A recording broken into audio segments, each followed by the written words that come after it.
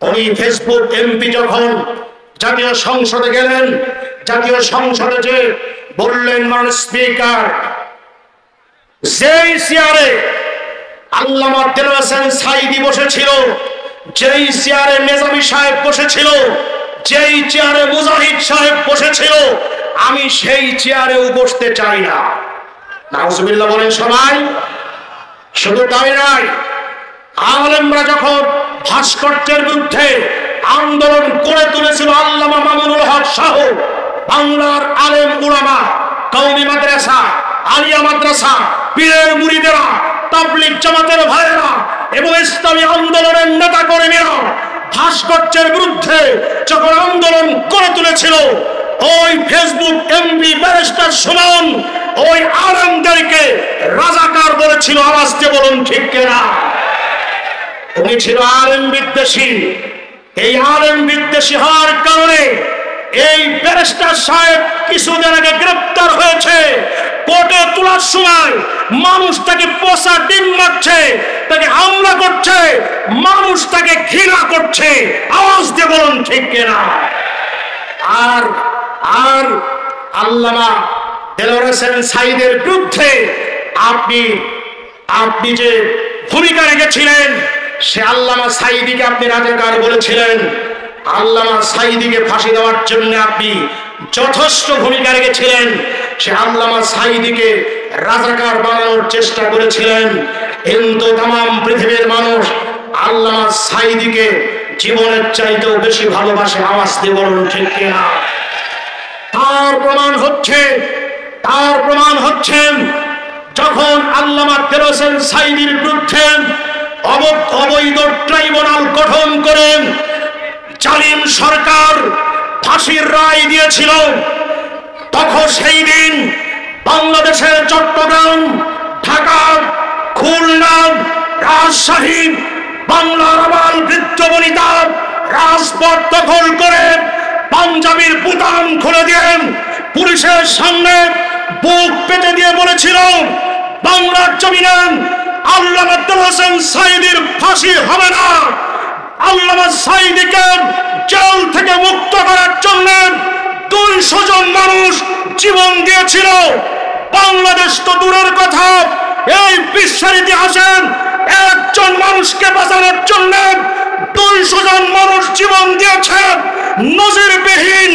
এটাই প্রমাণিত হয় আল্লামা সাঈদী রাজাকার নয়, আল্লামা সাঈদী 1000 বছরের শ্রেষ্ঠ বাঙালি। আওয়াজ দিয়ে বলুন ঠিক কিনা? আমার বন্ধুগণ, আমার ভাইয়েরা, আসুন তাহলে আমরা পরিষ্কার বুঝলাম, তাগুত তাদেরকে বলা হয় যাদের ইসলাম সহ্য হয় না। আওয়াজ দিয়ে বলুন ঠিক কিনা? যারা দুর্নীতি করে, দেশের টাকা বিদেশে পাঠায়, শুধুমাত্র পদ্মা সেতু থেকে 59,000 কোটি টাকা বিদেশে পাঠিয়েছে, দুর্নীতি করেছে, আইরা ঘর তৈরি করে মাসের পরে মাস, বছরের পরে বছর ইসলামী নেতৃবৃন্দকে নির্যাতন করেছে। 2006 সালের 28 অক্টোবরে পল্টন ময়দানে লগি বইটা তাণ্ডব চালিয়ে লাশের উপরে নৃত্য করেছে, তারাই হচ্ছে তাগুত। আওয়াজ দিয়ে বলুন ঠিক কিনা? আমার বন্ধুগণ, সুতরাং এই পৃথিবীতে সমস্ত নবী এসে বললেন, আল্লাহর গোলামি করো আর তাগুতকে বর্জন করো। তাগুতকে আপনারা চিনেছেন, তাগুতের সাথে কোনো আপোষ নাই। চিৎকার দিয়ে বলুন ঠিক কিনা? সুতরাং আমি আপনাদের সামনে বলছিলাম, এই পৃথিবীতে আল্লাহর নবী এসেছিলেন আল্লাহর আইনকে, ইসলামকে প্রতিষ্ঠিত করার জন্য। আওয়াজ দিয়ে বলুন ঠিক কিনা? এখন আল্লাহর কাছে আমরা প্রশ্ন করি, রব্বুল আলামিন, আমরা কোরআনুল কারীম এর মাধ্যমে জানতে পারলাম এই পৃথিবীতে নবী এসেছিলেন আল্লাহর দ্বীন প্রতিষ্ঠিত করার জন্য। আমরা বাংলার মানুষ সহ পৃথিবীর মানুষ যারা মুসলিম, আমাদের কি দায়িত্ব? আমাদেরও কি ইসলামী আন্দোলন করা লাগবে? আমাদেরও কি আল্লাহর জমিনে আল্লাহর দ্বীন প্রতিষ্ঠার জন্য চেষ্টা করা লাগবে? এই প্রশ্নটা আমরা আল্লাহর কাছে করছি। সম্মানিত ভাইরা আমার, আল্লাহ রাব্বুল আলামিন এই প্রশ্নের জবাব দিচ্ছেন, দুনিয়ার মানুষেরা শোনো, শুধুমাত্র নবীদের দায়িত্ব নাই দিন প্রতিষ্ঠার কাজ করা, আল্লাহর জমিন আল্লাহর দিন কায়েম করার এই দায়িত্ব শুধু নবীদের নাই। আল্লাহ রাব্বুল আলামিন বলেন, অবশ্যই এই দায়িত্ব তোমাদেরও। আমার ভাইরা, একামতে দিনের কাজ করা এটা ফরজ। দলিল হলো সূরা বাকারা 216 নম্বর আয়াত। আল্লাহ রাব্বুল আলামিন বলেন, কুতিবা আলাইকুমুল কিতালু ওয়া হুয়া কুরহুল লাকুম ওয়া আসা আন তাকরাহু শাইআন ওয়া হুয়া খায়রুল লাকুম।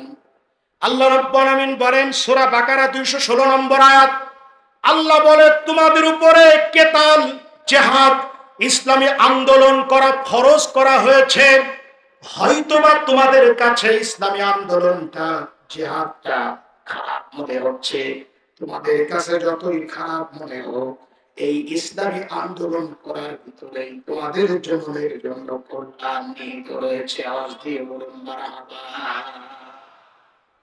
আমার ভাইয়েরা, আল্লাহর জমিনে আল্লাহর দ্বীনকে বিজয় করার জন্য চেষ্টা করতে হবে, সংগ্রাম করতে হবে, সময় ব্যয় করতে হবে, অর্থ দিতে হবে।